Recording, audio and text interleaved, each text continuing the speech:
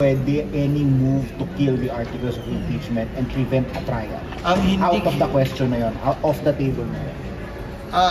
sa ngayon, wala ako nakikita. So there's no stopping the Kasi trial. nga, hindi ko pa rin nakikita yung resolusyon ni Robin, ha? So, Pero Pero yung ano nangyayari kasi sa doon rules since na-file? Pag-uusapan pa ba yun? i-refer yun, padadaan sa proseso yun, i-refer yun sa komite. But no more time na, sir. Hindi ko alam kung tatayo siya para sabihin nasa na, ano nangyari, pagbotohan natin, hindi ko alam yon. Sir, pero yung scenarios mamaya, pwede pang pag-usapan yun, yung pagpapadismiss sa impeachment. Wala kaming senaryo mamaya. Ang nanood kayo kahapon. Hindi ko nga trabaho na magkomentaryo sa mga pinapanaginipan o masamang panaginip ng sino man o anumang mga senaryo nila. Kahapon, ano nangyari? Pinagkasunduan, hindi ba?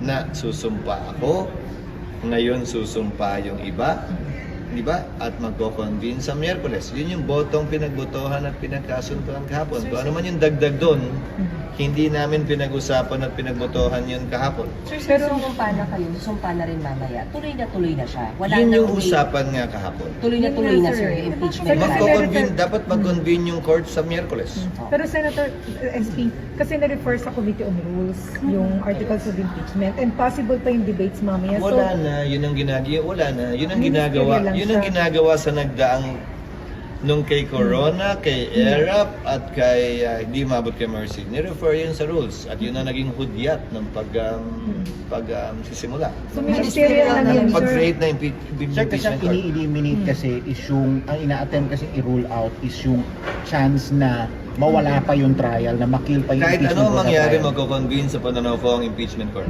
Pero yung tuloy ang trial. Magko-convene palagi ang impeachment court. Yun ang batohan namin kahapon, yun ang pinagkasundoan namin at dapat mangyari yan bago kami mag-adjourn. Once convened, sir, hindi na, pwede pa bang i-take up yung resolution ni Senator Padilla, or can anybody rise up, make a motion on the floor and say, let's terminate this? Anybody can rise up and say, let's terminate this and let's convict her. Okay. Anybody can stand. Paano ko naman aawat